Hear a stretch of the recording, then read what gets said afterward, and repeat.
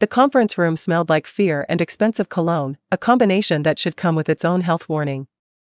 I sat there, watching our CEO fidget with his Mont Blanc pen like it was a rosary, while the two sharks from Apex Capital circled our mahogany table with the predatory grace of venture capitalists who'd never met a company they couldn't gut and rebuild. Marcus Thornfield, Apex's lead partner, had the kind of smile that made you want to check your wallet afterward. His colleague, Victoria Sterling, possessed the emotional warmth of a tax audit and a stare that could freeze champagne mid-bubble. They'd flown in from New York that morning to deliver what they called operational optimization, corporate speak for, "We're about to turn your life into a dumpster fire." As part of the integration process, Thornfield announced, his voice carrying the enthusiasm of someone reading a grocery list, "We'll be eliminating redundancies across all departments." I'd been with Creative Dynamics for 8 years. 8 years of building relationships that were stronger than most marriages, of knowing exactly which Fortune 500 executive preferred their presentations in Arial versus Times New Roman, of being the human bridge between our agency's creative chaos and corporate America's desperate need for order.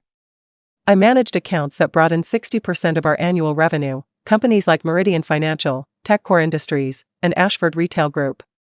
These weren't just contracts, they were partnerships I'd cultivated with the patience of someone teaching a cat to fetch. But apparently, none of that mattered to the vultures from Apex. "Your role, Amanda," Sterling said, consulting her tablet with the casual indifference of someone ordering coffee, "has been classified as redundant post-merger. We have equivalent personnel at our New York office who can absorb your client portfolio." The words hit me like a corporate freight train driven by incompetence. Redundant. 8 years of relationship building, of late-night crisis management, of knowing that Janet Morrison at TechCore always needed her campaign materials 2 days earlier than stated because she liked to sleep on big decisions, all of it reduced to a single, soul-crushing adjective. "I'm sorry, what?" I managed, my voice steady despite feeling like I'd just been sucker-punched by a spreadsheet. Thornfield leaned forward with the sympathetic expression of a loan shark explaining interest rates. "Amanda, your dedication has been noted. But Apex operates with a leaner model. We can't justify duplicate positions when our Manhattan team already services Fortune 500 accounts." I looked around the room. My colleagues stared at their hands like they were suddenly fascinated by their own fingerprints. Our CEO, Robert, had developed a sudden interest in the ceiling tiles that would have impressed an architectural surveyor. "Those Manhattan folks," I said carefully, "have they worked with Meridian Financial? Do they know that their CMO has a pathological fear of the color orange and will reject any campaign that includes it?" Sterling's smile could have cut glass. "I'm sure they'll adapt quickly. Professionals do." That's when it hit me. These people had looked at our client roster like it was a restaurant menu, picking and choosing what looked appetizing without bothering to ask the chef how the dishes were actually prepared. They saw numbers on a spreadsheet, not the intricate web of human relationships that kept those numbers healthy. "The transition will be seamless," Thornfield continued, clearly eager to move on to the next item on his termination checklist. "We'll have our team reach out to your clients directly." I felt something cold and calculating settle in my chest, the kind of calm that comes right before you do something either brilliant or catastrophically stupid. "And the client migration documentation? The transition protocols?" "We'll figure it out," Sterling waved dismissively. "How complicated can it be?" That was the moment. Right there. When Victoria Sterling, with her MBA from Wharton and her confidence built on a foundation of never having actually managed a client relationship in her life, dismissed 8 years of my institutional knowledge with 4 words, "How complicated can it be?" I stood up slowly, gathering my portfolio with the careful precision of someone defusing a bomb. "Of course," I said, my voice as smooth as silk and twice as dangerous. "I'm sure you will." I walked to my office with the measured pace of someone who wasn't about to burn every bridge in sight, yet. My hands weren't shaking. My breathing was steady. I was functioning on that peculiar kind of autopilot that kicks in when your brain is too busy plotting revenge to manage basic motor functions. 20 minutes later, I was sitting in my car in the parking garage, staring at my phone. Robert had already sent the official termination email, 2-week severance, "Thanks for your service, please return your badge by Friday." The corporate equivalent of a breakup text. I opened my laptop and stared at the folder labeled Client Migration Protocols, a document I'd spent 3 months preparing for this exact scenario. Not because I'd anticipated being stabbed in the back by private equity pirates, but because I was the kind of person who planned for every contingency. Some people collect stamps, I collect contingency plans. The file contained everything: client contact hierarchies, communication preferences, project timelines, budget sensitivities, approval workflows, and most importantly, the relationship maps I'd built over nearly a decade. It was the Rosetta Stone of our client portfolio, and it existed in exactly one place: my personal encrypted drive. I scrolled through the contact list on my phone, landing on a name I hadn't called in 6 months: Diana Park, founder of Velocity Marketing Group. We'd grabbed coffee back in January, and she'd mentioned they were aggressively expanding, looking for experienced account directors who could bring their own books of business. Amanda. Diana's voice crackled through my car speakers. Please tell me you're calling with good news about jumping ship. Depends on your definition of good news, I said. How quickly can you set up a meeting? 3 hours later, I was sitting in Diana's minimalist office in downtown, watching her eyes light up as I outlined what I could bring to Velocity. Diana was everything the Apex Sharks weren't: sharp, strategic, but with the kind of emotional intelligence that understood client relationships were built on trust, not spreadsheets. Let me get this straight, she said, leaning back in her chair. Apex thinks they can just absorb your clients? Without any transition plan? That's their working theory. Diana laughed, the kind of laugh that suggested she'd seen this particular brand of corporate arrogance before. How long do you think it'll take for the first client to jump ship? Depends on how badly they screw up the initial outreach. And if you were here, hypothetically, working as a senior account director with equity partnership potential. She let the sentence hang in the air like a perfectly pitched curveball. I smiled for the first time all day. Hypothetically, I might have some insights into what those clients actually need. We shook hands. I would start in 2 weeks, coincidentally, the exact day my severance from Creative Dynamics ran out. The next morning, I arrived at Creative Dynamics with the serene calm of someone who'd already mentally moved on but still had some professional obligations to fulfill. I spent the day organizing my files, cleaning out my desk, and being the model of professional courtesy that would make HR weep with joy at how smoothly things were going. What I didn't mention to anyone was that the client migration protocols document had somehow developed a severe case of password protection overnight. Or that the backup copies had mysteriously vanished from the shared drive. Or that my personal notes, 8 years' worth of client insights, preference maps, and relationship histories, had decided to take an extended vacation to my personal cloud storage. I also didn't mention the lunch I'd scheduled with Janet Morrison from TechCore. Janet and I met at her favorite spot, a wine bar downtown where she liked to conduct her more delicate business conversations. She was in her 50s, with silver hair and the kind of sharp intelligence that came from surviving 3 decades in corporate tech. I heard about the acquisition, she said over her Pinot Grigio. Private equity, right? That's never good news for service relationships. The transition should be smooth, I said, maintaining my professional smile while my brain calculated exactly how much rope to give Apex before they hanged themselves with it. Janet's expression suggested she'd heard this particular song before. And you're staying on to manage the transition? Actually, they've decided to streamline operations. My role has been consolidated. Janet's wine glass paused halfway to her lips. They're cutting the account manager who's handled our portfolio for 6 years? They have experienced people in New York. Amanda. Janet set down her glass with the decisive click of someone making a decision. You know our renewal is coming up in 8 months. And after that disaster with our last agency. She shook her head. I need continuity. I need someone who understands our brand, our challenges, our weird little quirks. I'm sure Apex's team will adapt quickly. Will they know that our CEO has a standing rule about never using the word synergy in presentations? Will they remember that our Q4 campaigns need to avoid any healthcare messaging because of the lawsuit we settled last year? I sipped my coffee, letting the silence stretch. What if, Janet continued, hypothetically speaking, you weren't bound by a non-compete clause? What would your options be? Hypothetically, I said, I'd probably look for an agency that values long-term client relationships over quarterly profit optimization. Janet smiled. Hypothetically, would this agency be someone I could work with? Hypothetically, I think you'd really like their approach. Over the next week, I had similar transition conversations with key contacts at Meridian Financial and Ashford Retail Group. Purely professional discussions about ensuring continuity during the changeover. Nothing improper about letting them know I was available for consulting if they had questions about working with new account teams. Meanwhile, Apex's integration was proceeding with all the grace and efficiency of a bull in a china shop during an earthquake. They'd assigned a junior account coordinator named Trevor to temporarily manage the TechCore relationship while they sorted out permanent assignments. Trevor, bless his ambitious heart, had apparently never worked with a Fortune 500 company before and treated every client interaction like he was pitching to a startup. I heard through the office grapevine that Trevor's first call with Janet had included a 20-minute explanation of Apex's revolutionary synergy-based approach to brand optimization. I almost felt bad for him. Almost. If you're nodding along thinking, yep, I've been there, it would mean the world if you hit that subscribe button. Every click helps me launch another overpaid consultant into the sun. The second week brought more interesting developments. Meridian CMO, Patricia Webb, had apparently asked Trevor to provide a comprehensive analysis of their competitive landscape by Friday. This was the kind of request Patricia made when she wanted to test a new account manager's competency, a corporate pop quiz that required intimate knowledge of their industry position, budget constraints, and strategic priorities.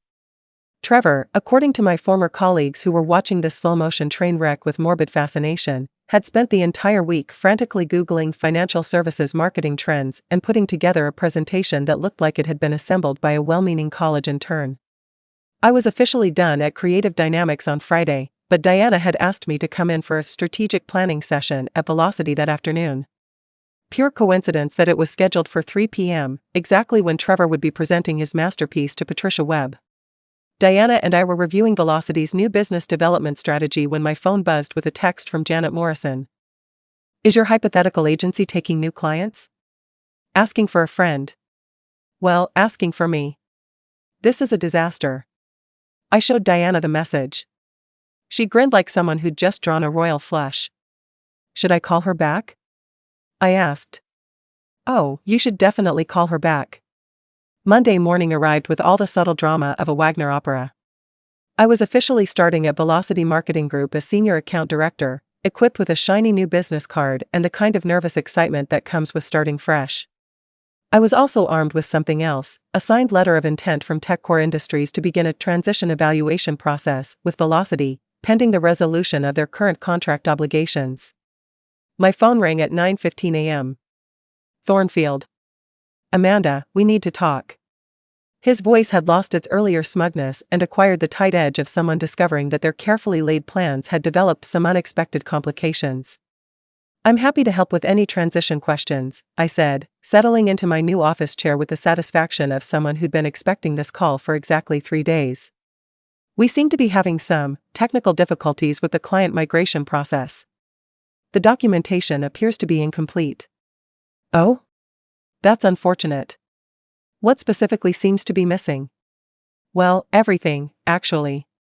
The files you left are password protected, and we can't seem to access the client relationship maps or project histories.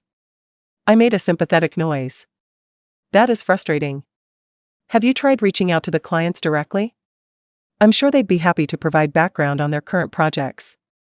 The pause was long enough to drive a truck through. Actually, that's another issue. TechCore has requested a transition timeline. They want to understand the changeover process before committing to renewal discussions. That sounds reasonable.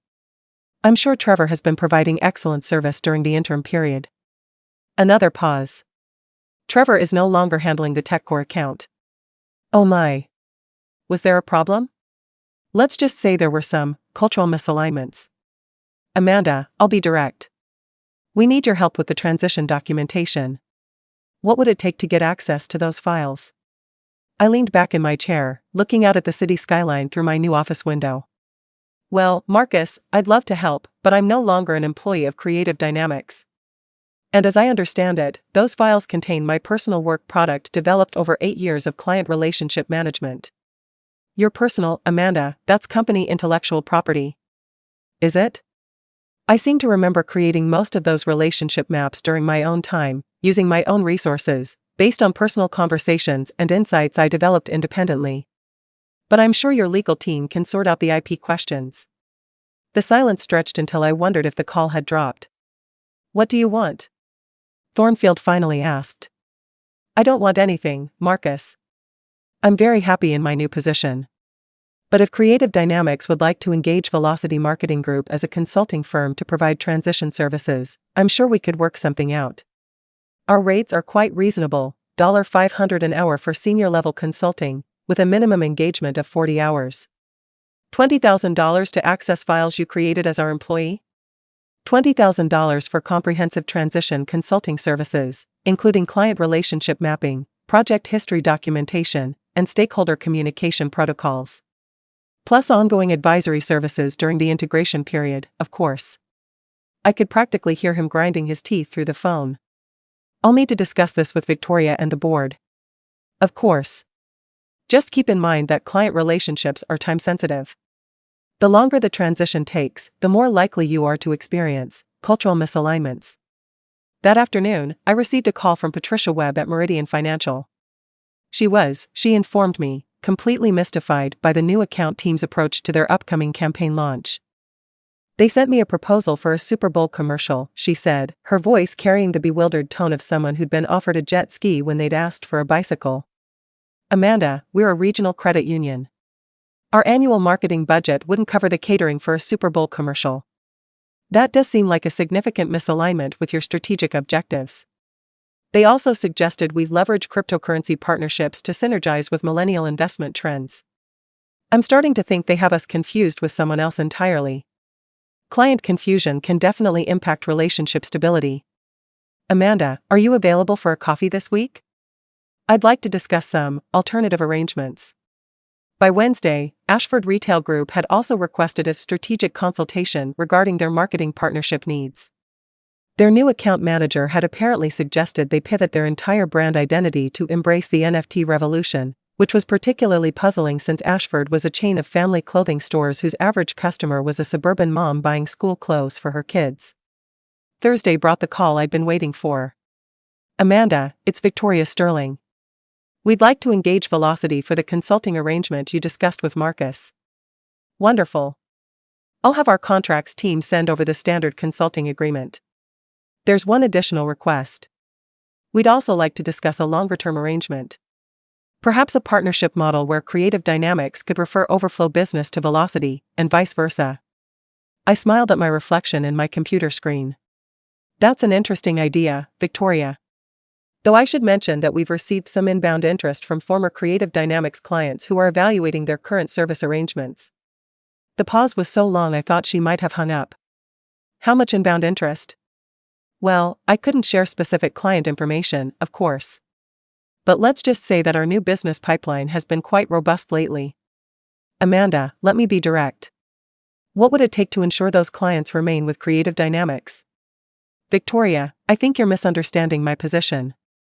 I'm not trying to poach anyone's clients. I'm simply making myself available to provide the kind of personalized, relationship-focused service that Fortune 500 companies expect from their marketing partners. And if Creative Dynamics could provide that same level of service? Then I'm sure those clients would be very happy to continue their existing relationships. The challenge, of course, is that level of service requires someone who understands their history, their preferences, their strategic objectives, and their, let's call them cultural sensitivities. Someone like you. Someone with the right experience and relationship foundation, yes. Friday morning, I received an email that made my coffee taste even better than usual. Thornfield was requesting a meeting to discuss a strategic partnership opportunity between Creative Dynamics and Velocity Marketing Group. The meeting took place the following Monday in Creative Dynamics' biggest conference room, the same one where I'd been declared redundant 3 weeks earlier. This time, however, I walked in as a partner in Velocity Marketing Group, armed with signed contracts from 3 major clients and a consulting agreement that paid more per hour than my old salary had per day. Thornfield and Sterling sat across from me, looking like they'd spent the weekend surviving on nothing but stress and antacids. Diana sat beside me, radiating the quiet confidence of someone who'd just landed the biggest new business win of her career. Let's discuss the partnership structure, Sterling began, her earlier arrogance replaced by the careful tone of someone who'd realized they were no longer holding all the cards. Absolutely, I said, opening my portfolio. We've outlined a comprehensive service model that addresses the transition challenges you've been experiencing. I slid the proposal across the table. It was a thing of beauty, a detailed plan that would allow Creative Dynamics to maintain their existing client relationships while Velocity provided specialized account management services for Fortune 500 accounts. In essence, Diana explained, Velocity would handle the relationship management and strategic planning, while Creative Dynamics would focus on production and execution. A true partnership model. Thornfield's eyes scanned the document, and I watched his expression shift from skepticism to resignation to something approaching relief. The financial structure? He asked. 60-40 split on retained clients, with Velocity handling all client communication and strategic planning. For new business development, we'd work as equal partners. And the existing client relationships? I smiled. Those would transition to joint management immediately. I'd personally oversee the relationship rebuilding process, at no additional charge, as part of our partnership commitment. Sterling looked up from the proposal. This is essentially a merger. It's a strategic alliance, Diana corrected. One that allows both agencies to focus on their core strengths while providing Fortune 500 clients with the kind of specialized service they expect. What I didn't say, but what everyone in the room understood, was that this strategic alliance gave me exactly what I'd been building toward for 3 weeks: control over the client relationships I'd spent 8 years developing, equity in a growing agency, and the professional satisfaction of turning a termination into a promotion. By Thursday, the partnership paperwork was signed. TechCore, Meridian Financial, and Ashford Retail Group had all agreed to the new service model, expressing relief that they'd be working with familiar faces during the transition period. Trevor, bless his heart, was reassigned to smaller accounts where his enthusiasm could be properly channeled. The junior coordinator who'd suggested NFTs to a family clothing chain was transferred to Apex's crypto investment division, where his ideas were apparently considered innovative. 6 months later, I was sitting in my corner office at Velocity. We'd expanded to a larger space to accommodate our growing team, reviewing the quarterly numbers. Our partnership with Creative Dynamics had generated 40% more revenue than either agency had produced independently. We'd picked up 5 new Fortune 500 clients, including 2 that had specifically requested to work with the team that understands relationship-based marketing. Most satisfying of all, we'd hired 3 former Creative Dynamics employees who'd been optimized out during subsequent restructuring phases. My old colleague Sarah had joined as a senior art director, bringing her own book of business and a deep appreciation for agencies that valued institutional knowledge over quarterly cost-cutting. Diana knocked on my office door, carrying 2 glasses of champagne. The Meridian campaign just won the Regional Marketing Excellence Award. The one Trevor said needed more synergy? The very one. She handed me a glass. Patricia Webb called personally to thank us. She said it was the most effective campaign they'd run in 5 years. We clinked glasses, looking out at the city skyline where somewhere, in a gleaming tower, Marcus Thornfield was probably explaining to Apex's investors why their lean operational model had resulted in a 40% increase in partnership-based revenue sharing. I thought about that moment in the conference room when Victoria Sterling had asked, "How complicated can it be?" It turned out the answer was, complicated enough to transform a termination into a triumph, a severance package into a partnership deal, and a redundant employee into a senior partner. The best part? I never had to raise my voice, send an angry email, or burn a single bridge. I just did what I'd always done, built relationships, provided excellent service, and understood that in business, as in life, the person who controls the client migration plan controls the kingdom. Thanks for watching, you corporate survivors. Hit that subscribe button, unless you're still trying to figure out how complicated client relationships really are. In that case, you're on your own.